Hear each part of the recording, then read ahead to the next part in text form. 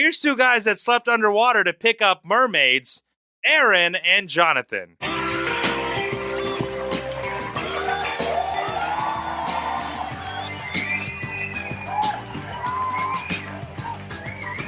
Howdy, and welcome to episode 58 of In the Rabbit Hole's Urban Survival Podcast.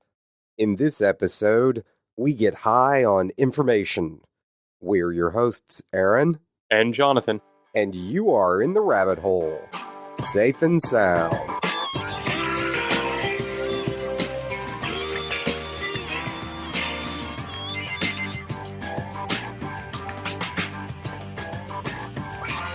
Today's show is sponsored by Cat's Coffee. If you're looking for truly exceptional coffee to help you survive the morning or the next zombie apocalypse, you need to be drinking Cat's. They specialize in the finest coffee from sources that prioritize environmental responsibility and are fair trade certified. Their goal is to achieve perfection in every cup. Check them out at Catz, K-A-T-Z as in zebra, coffee.com. Or click on their bright green banner on the site and make sure you're dealing with an official sponsor of the show. Again, that's Catz, K-A-T-Z as in zebra, coffee.com.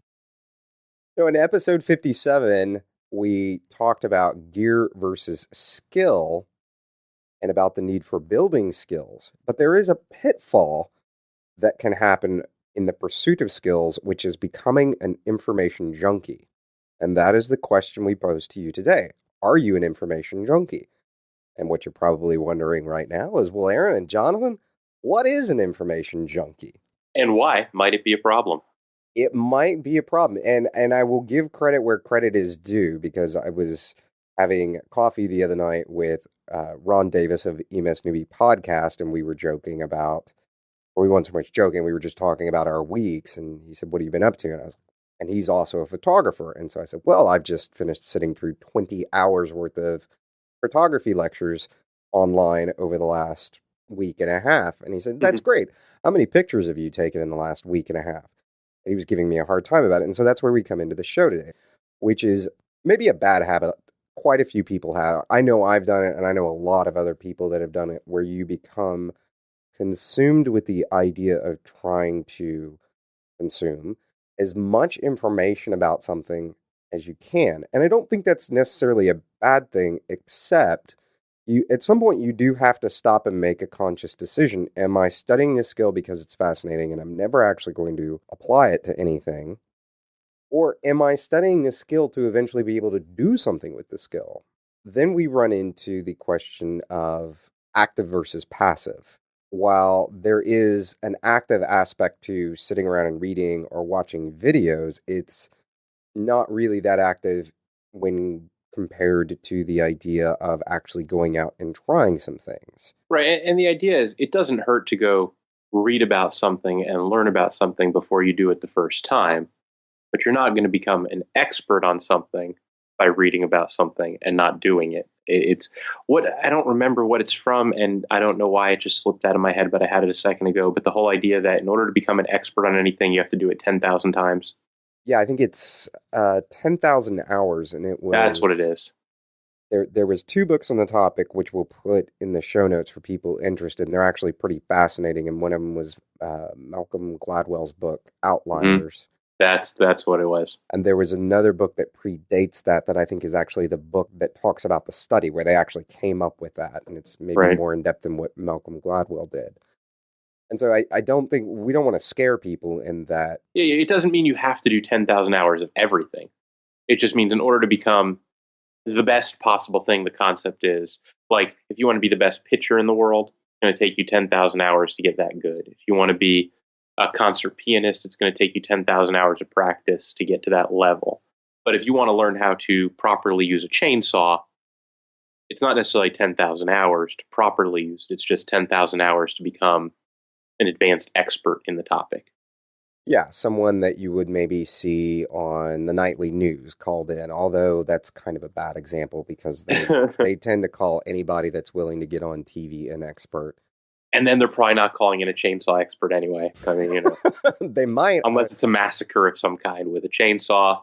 That's really We are in Texas. yeah, that's true. That is true. I was trying to figure out where you were going with that, but that makes sense. All right, if I'm just saying. Hey, I I, mean, I guess okay. If the Texas Chainsaw Massacre happened again, I'm sure that every news media outlet would be looking for chainsaw experts to come on and talk about what kind of chainsaw this guy might be using or girl.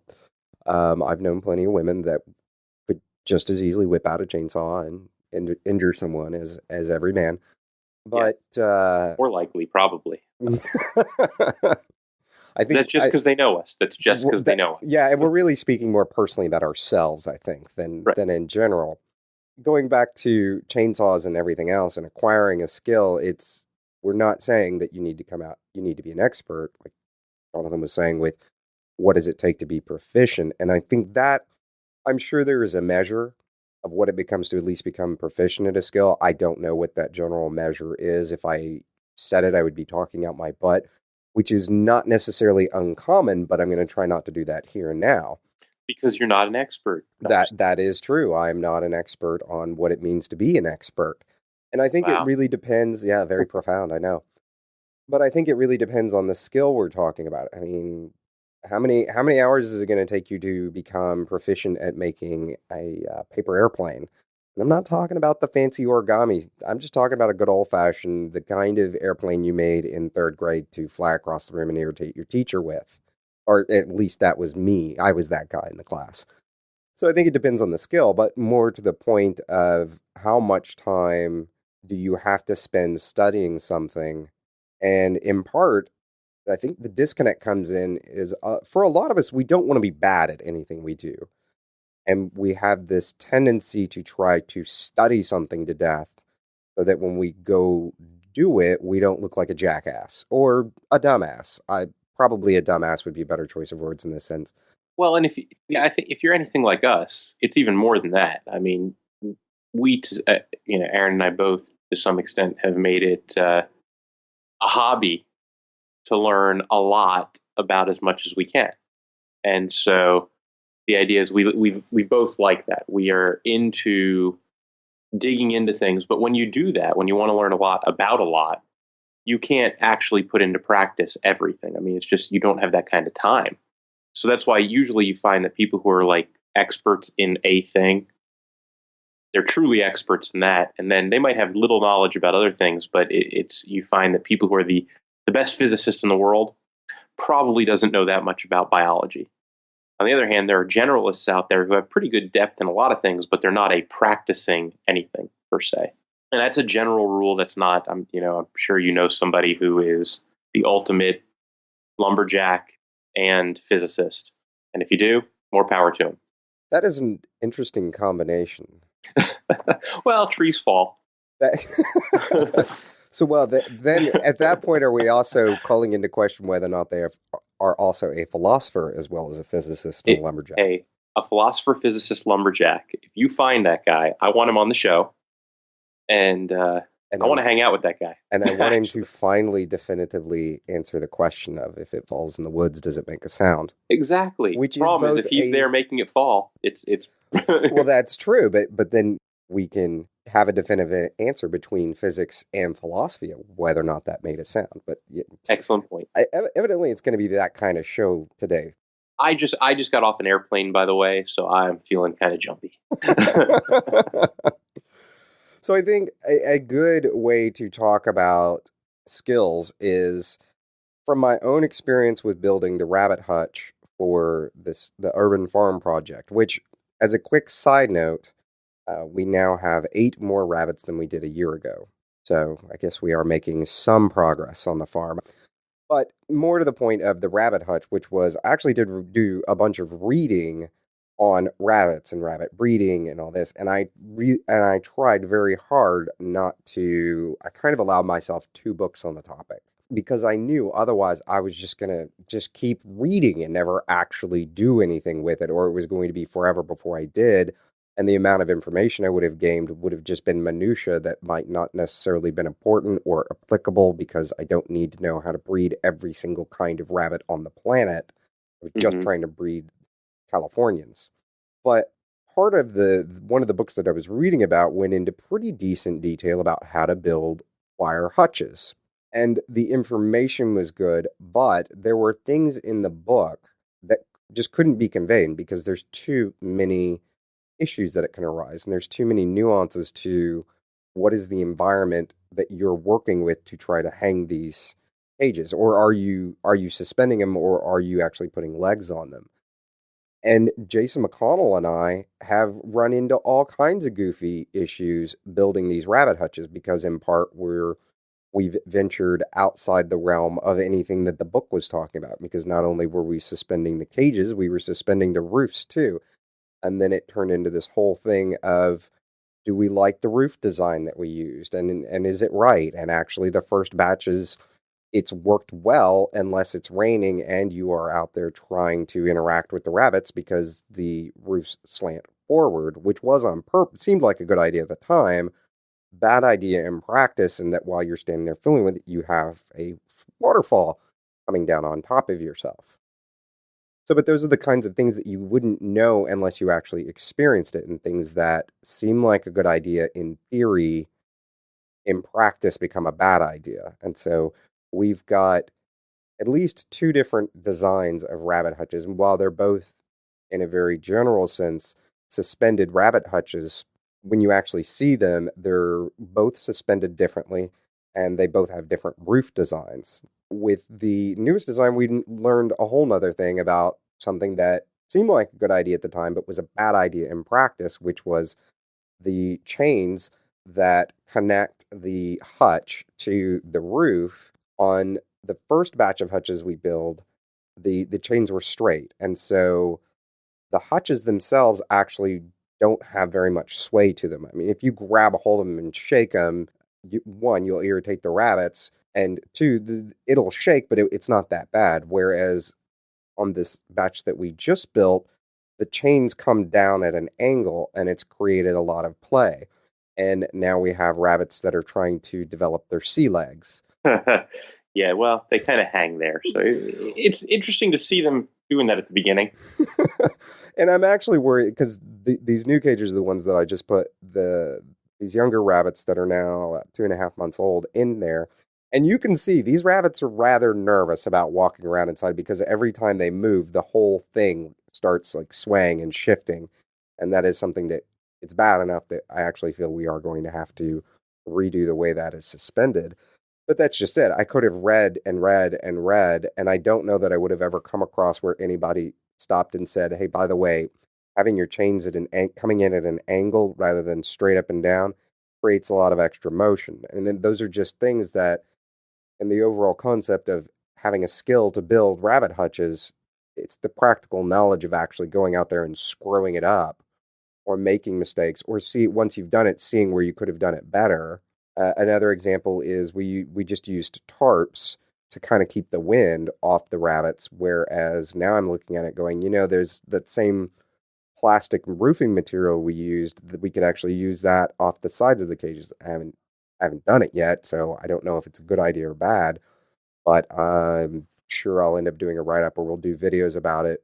Especially with the new camera. Yes, with the new camera, which of course leads to the original joke and leads to the next example, which is a great one, which is cameras and the amount of time you can spend, because cameras are so complicated. And for anybody that's a professional photographer, you're like, they're not that bad. But just starting off, and while John and I have both been into photography for a long time, I don't think we've ever really delved into it. And in preparation for trying to get the videos going, and for the camera I bought to do the videos for the rabbit hole, it is there's a lot of information I'm having to consume. But I even caught myself, part of the 20 hours, maybe the first 10 hours of that was probably actually reasonable for me to just sit there and watch and soak it in and go, okay, this is kind of where I need to go with this, and thinking through the different video ideas and projects that we have for the rabbit hole, and thinking how I'm going to accomplish what I want with the tools I have.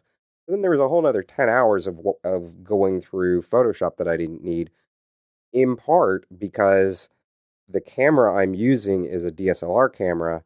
It is not, while it does do video, it's not its purpose is not necessarily as a video camera. So me sitting there through the other 10 hours of Photoshop stuff wasn't really that important, and I should have skipped it and come back to it later, because really what I should have moved on to was learning about DSLR for video. And the whole time I should have been sitting there playing with the camera. And I think that happens a lot. I know my father is the same way as Jonathan and I are. And he will buy every book on the planet when he becomes interested in a subject. And he'll read. He'll spend years reading before he really does it. And he may stop and do little stuff along the way, but it's not consistent. He's not. And kind of in school, and I think that's probably another good thing that we can all relate to. In school, you didn't sit for 10 hours listening to theory before actually trying to do a project. The teacher, instructor, professor would always have you do a project every so many. There was always homework. That's actually the key, though, right? There are good teachers. The ones you probably learned the best from were the ones who did have those projects. If you sat through classes that were pure lecture, a lot of that stuff it'll last through a test, maybe 2 tests. But at the end of the day, that information ends up leaving you. You forget it. You put it somewhere else. It's only the information that you end up utilizing, doing something with your hands or a project, or I guess it's the best way to put it is when you implement the knowledge. That's when you really get a handle for it. Absolutely, I couldn't agree more. And we're going to give lots of examples today to try to drive the message home for as many people as we can. Another example from my own personal life was when I was in architecture. I noticed early on as a student, or when I was out in the field, there was a big disconnect between the architects, the engineers, and the contractors. Contractors being the guys that actually build the crap that people like me used to draw. And architects and engineers wouldn't get along because architects would do something and we would have a tendency, especially architectural designers, we would have a tendency to maybe overreach. And we would design something that, while really cool, the engineer would have to come back with their education and say, no, goofball, you can't do that. Right. And you would have a similar problem where an architect would come up with a really beautiful design and a really interesting design, and then go to the contractor, and the contractor would go, well, this is stupid. You can't actually do this. Or if you do this, in practice, it won't work out very well. Or the materials themselves, while, yeah, a board is supposed to measure this width and this height and this length, and it's supposed to be straight, they're never straight. I mean, how many times have you gone, for those of you that are a little more handy, how many times have you gone to local hardware store to get a 2x4 and you spend a good 15 minutes digging through the pile of 2x4s trying to find one that's even remotely straight? I think I've tried multiple times, and I've been there when you've tried. It's always an exercise in aggravation. Yeah, it's almost not even worth going in thinking you're going to find those, because it doesn't happen. But the point is the disconnect between the architects who, and I say this from personal experience, typically do not have real-world physical experience with the process of running wire, running pipe, or doing carpentry work. Now, some of them do, and then you also have other architects that, from the life experience of practicing and then getting feedback from the construction site that something doesn't work, then they build up experience that way. I think that was one of the things I tried to, as soon as I noticed that, I tried to, in college, go out and work with contractors, so I had a physical understanding of what really goes on. And it was really very funny, because you would get electricians and you would get carpenters and you would get plumbers that would look at the plans and go, well, I can't do that. That's just stupid. And sometimes they were right, and sometimes they were wrong. Sometimes it was just they didn't know what they were looking at, or the architect did something in a way that they'd never seen before, and it just wasn't registering them because it was outside their experience. And then you had a whole big fight that would go on because it didn't get built the way it was supposed to. But there was almost this kind of animosity that would go back and forth. Architects would always get mad at contractors because contractors weren't building it exactly to spec, and contractors would get mad at architects because they're like, this guy's never worked with his hands. He doesn't know the actual process of what goes involved. And the sad part is they're both right. That is true. That is very, very true. It's that whole idea of neither one of them has an experience going through what the other one has to deal with on a day-to-day basis. And it would be a tremendous amount to expect one or the other to really understand on a daily basis, because these guys have gone on to try to become experts in their field, and they've spent all that time. And as we were joking about earlier, you can't become an expert in everything except for that one guy that's a philosopher, physicist, lumberjack. Hey, that guy can cut down trees and make them fall wherever he wants, and then talk about just how the tree fell quietly. So, and even in this show, I mean, Jonathan and I have gone through a tremendous, because neither one of us really knew anything about audio engineering or how to really work with the software that we use to record the show, or really knew much about microphones. And well, Jonathan knew a fair amount more about audio wiring and speakers and stuff than I did. Actually, a lot more than I did. Yes, but now you are the expert in all things that come to audio engineering. Well, and you may actually have your 10,000 hours. Yes, I may actually have my 10,000 hours, but I'm not going to claim that, because we are still in the process of learning and growing and trying to improve the quality of the show, both in content and actually, the delivery. That's a good point, too. You know, the 10,000 hours is just what it takes to get there. One of the things that often gets forgotten is that unless you keep practicing, you lose skills, too. So when you do go out there and learn whatever it is, if you start out reading and then you go out and spend some time practicing, if you then stop doing it for years, and not only, I will tell you a story about how it happened with me. When I turned 13, I got a guitar. I became quite good at playing guitar. By the time I got to college, I was actually pretty good at playing guitar. I was nowhere near a professional level, but I could hear something, pick up my guitar and play it. In college, I could play reasonably well, but I kind of just stopped really practicing and just playing every now and then. That's probably because you discovered beer and girls. Yeah, beer and girls helped. Beer helped. Although the guitar originally was a way to get... it didn't work out the way I planned. But after that, I started working, and I put the guitar down, and it wasn't till years later that I picked it back up again. And while I can still play, and I can still tell you where the notes are, it is very obvious that it's going to take me a while to get back to the level I was at when I'd been playing for years and years on end, every chance I got. And that's what happens. Your skills actually do diminish over time when you don't practice them. And I think the first time I really thought about that was with shooting. Shooting is a big diminishing skill. Great example. And it's probably the one you'll hear people talk about the most as a diminishing skill. But it's not just shooting. It really is everything. Like you were just saying with guitars and music, it's the same thing. And with software, I because of my day job, I end up having to use so many different kinds of graphics software or just software in general to perform all kinds of different tasks. And the thing that drives me absolutely batty is there can be something that I will pick up a piece of software and learn how to use it to accomplish a task, and I may not do that task again for several years. But then inevitably it comes back up, and I'm like, okay, yeah, I can bang that out. And I go sit back down and I look at the piece of software again and go, I don't remember. I mean, I remember the gist, but I can open a file and I'm pretty sure I can save it. But how did I work this thing? And that's actually, I've got a subscription to a website called Lynda, and it's lynda.com with a Y. And I have an annual subscription to that, and I've had it for years, and I have it for just that purpose, because there's stuff that I do that maybe I just won't do it again for another 2 years or even 3 or 4 years.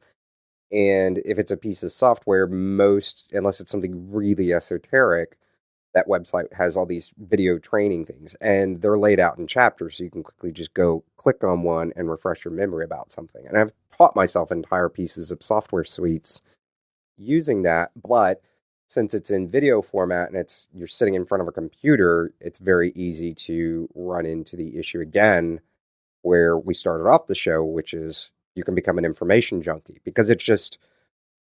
the chances are good that whatever you're doing fascinates you enough that you're willing to do it.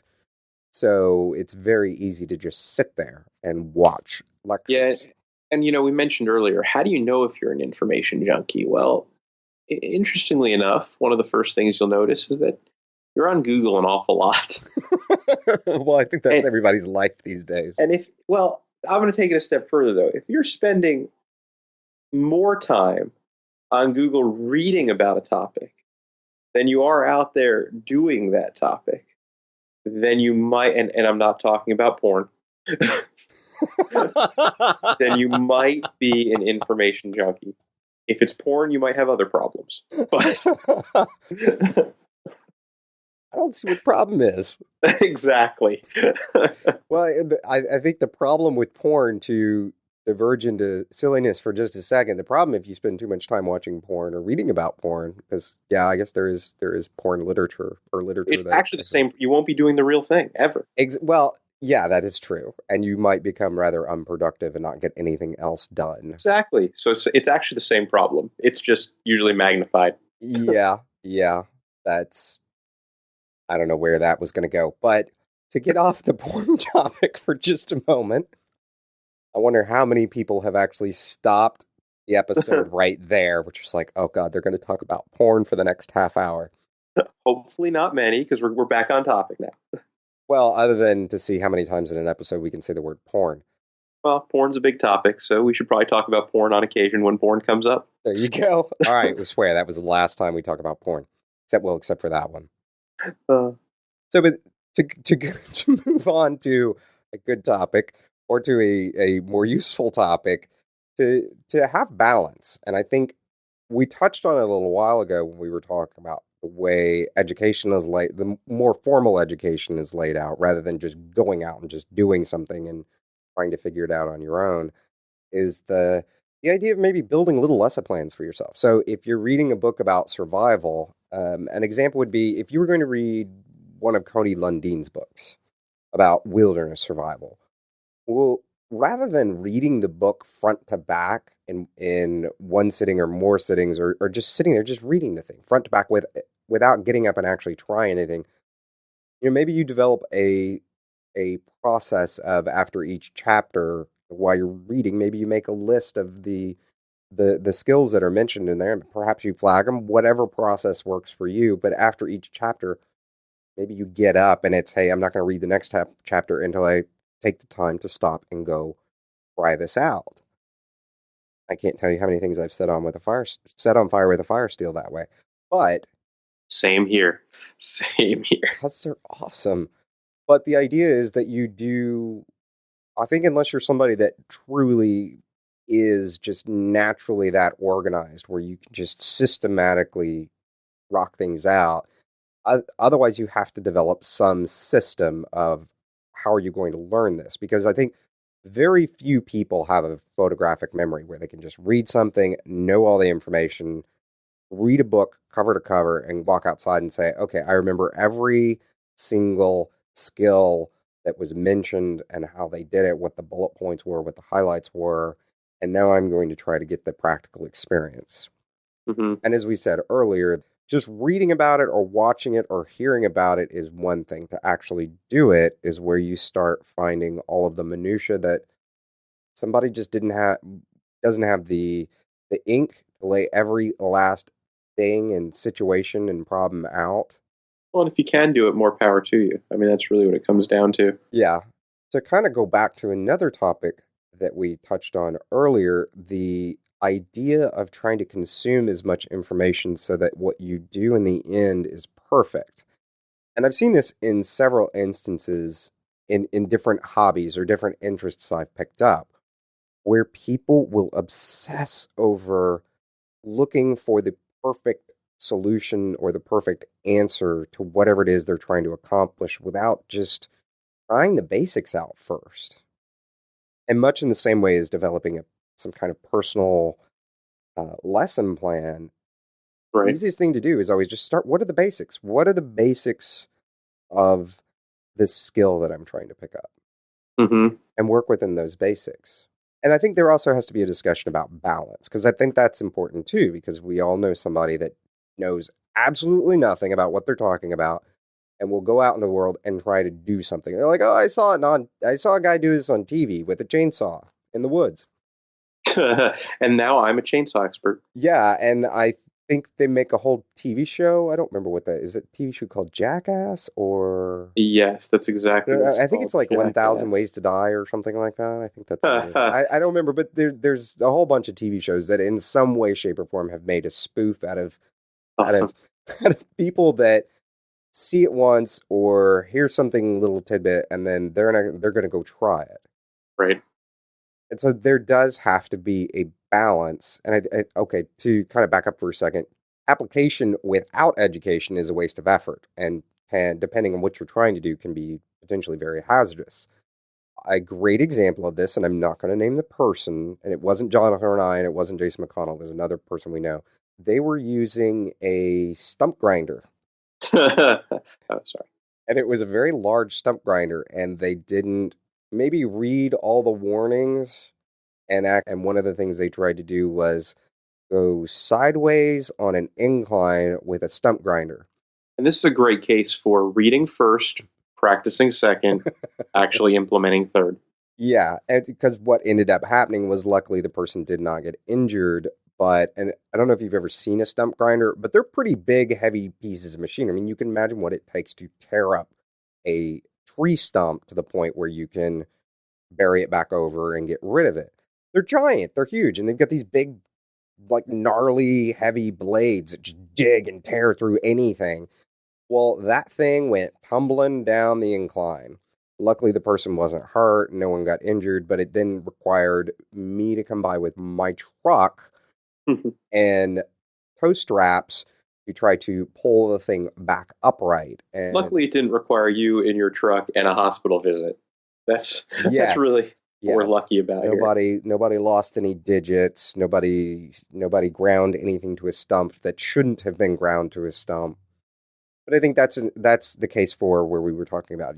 It's either becomes wasted effort or becomes a hazard to do things without some knowledge. Right.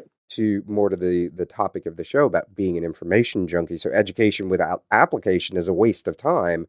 Mm-hmm. And I will give one caveat to that, which is if you don't really have an interest in actually doing the skill, if you're an information junkie and you like being in it, and that is your thing, that's your hobby itself, is just reading about things, then that's fine. And we're not talking to you, we're talking to everybody else that does that, but has the intention of actually developing and using the skill. Right. You're not going to become the best carpenter in the world by reading about it. No, you have to stop and build a cabinet. Exactly. Or a box or whatever. Yeah, start with a box, move to a cabinet. It's that whole idea of incremental learning. Yes. And I think that's difficult for a lot of us because a lot of us, we want to make that cabinet. That's what got us interested in the skill to start off with. It's difficult for any of us. I think we find that problem all the time. It's like, hey, I want to go start raising rabbits. I'm going to go build an entire farm. I mean, and I'm not picking on you there. It's just, well, I am because we need an example for everybody out there to see. But it's true. So when we made this point in a past show, how long did it take before you got your first set of baby bunnies? I would say it took at least 6 months. And how long did you think it was going to take? Like almost immediate. I mean, we were like, oh man, we're going to, because the rabbits were a little young. So we were thinking, oh man, 2 months time, man, we're going to start cranking rabbits out. We're going to be making rabbits every 5 days. And you'd read everything on the topic. I mean, I walked into your house and you had a whole library of books on rabbits. Yeah, I now have a stupid amount of books on rabbits and other barnyard animals. Right. And so my point, I think that's a great example for everybody, which is, look, you did it. You actually ended up doing it the right way. You just had expectations that were higher. Yeah, and I think there were caveats that weren't necessarily mentioned in the book or in any of the books that I read. And of course, some of the books were better than others. I think I only did a review of one of them because really only one of them I felt was worthwhile.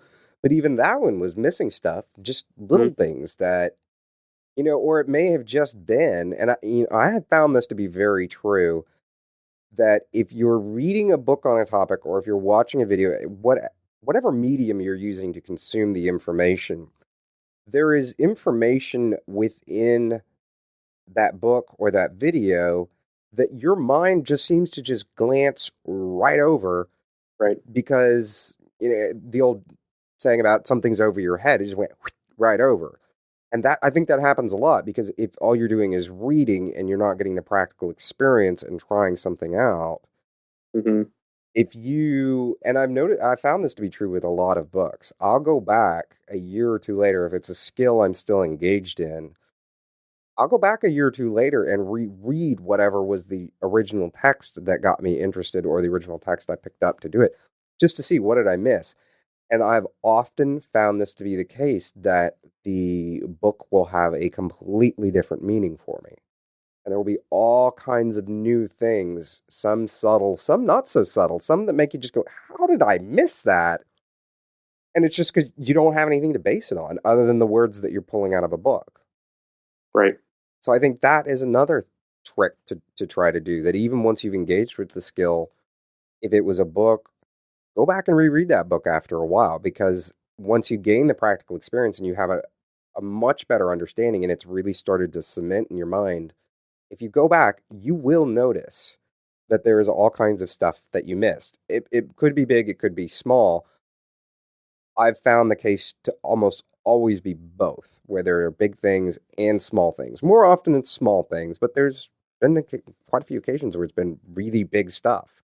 Or books I've read have taken truly a completely different meaning, because maybe all I got out of the book was the first 3/4 of the book, and I was obsessed with the idea of then moving on to get into whatever the skill was and missed the very last epiphany that happened with the author.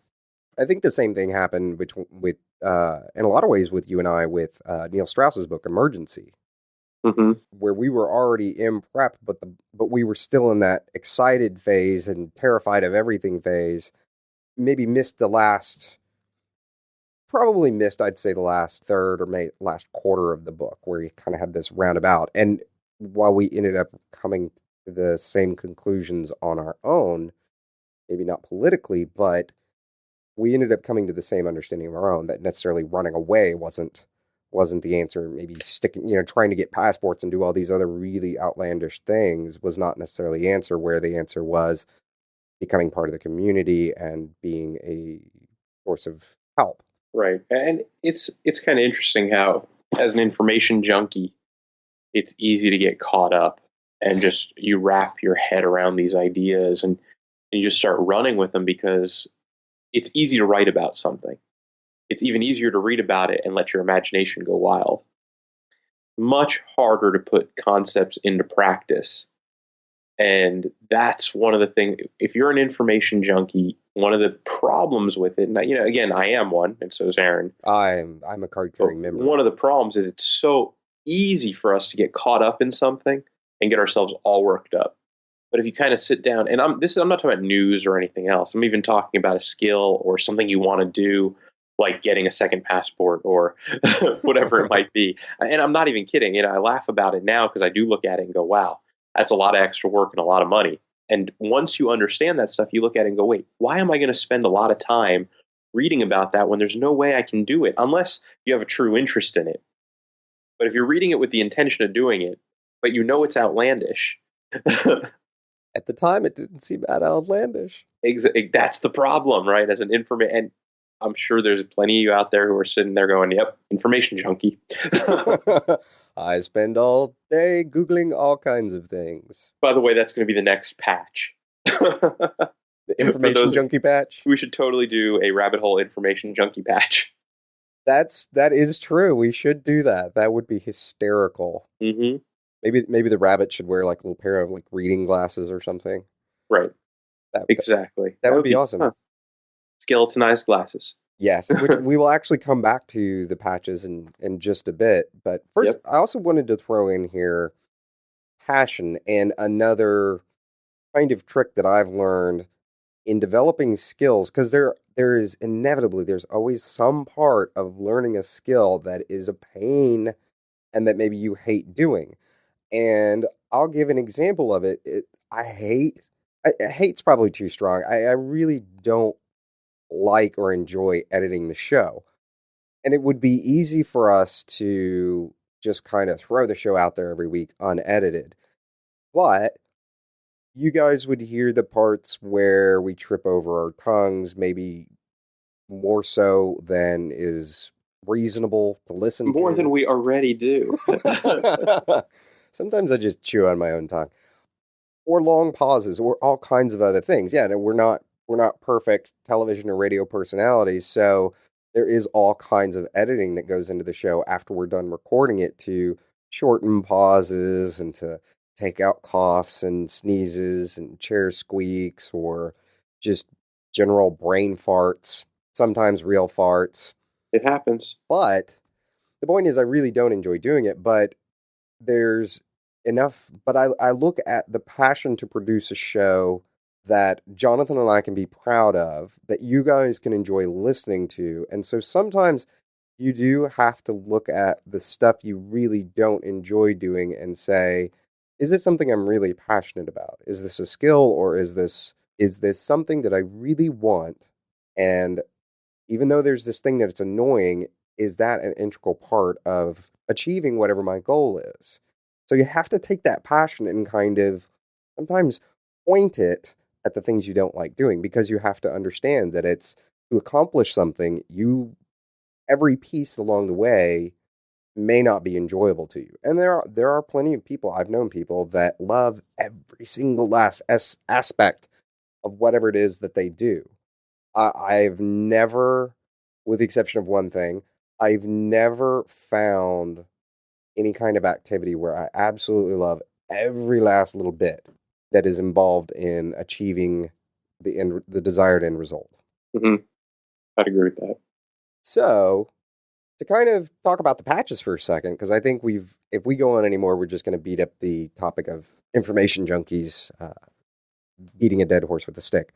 But we've actually seen we got a big tick in traffic from people going and checking out the forum, which was awesome. And a lot of people came on when they heard about the community project of doing the patches, and got on and have started to engage with that and engage in other areas.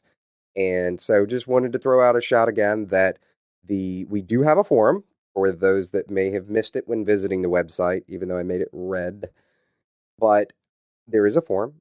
It's at forum.intherabbithole.com, and there will be a link in the show notes today about that relates to the community project of building patches, because again, Jonathan and I are lazy buttheads and did not make patches. And with that, we're going to wrap up episode 58 and leave you with the question, are you an information junkie? If you like this podcast, make sure to leave us a review in iTunes. It helps others find us. And if you didn't, well, why not tell us about it using the feedback form on the site? Seriously. From the Lone Star State, till next time, stay safe and sound.